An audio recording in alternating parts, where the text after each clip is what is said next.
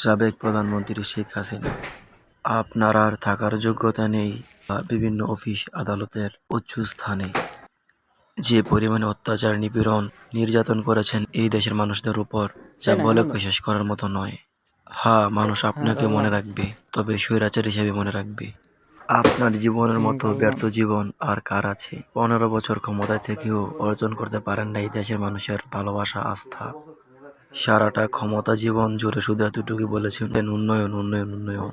মুখে শুধু বলেছেন মুক্তিকামী বাংলাদেশ, কিন্তু বাকশক্তি ছিল না মানুষের কিছু বলার। আওয়ামী লীগ, ছাত্রলীগ, যুবলীগ, সকল লীগ কর্মীদেরকে বলবো, এতদিন আপনারা কার পেছনে ছুটেছেন?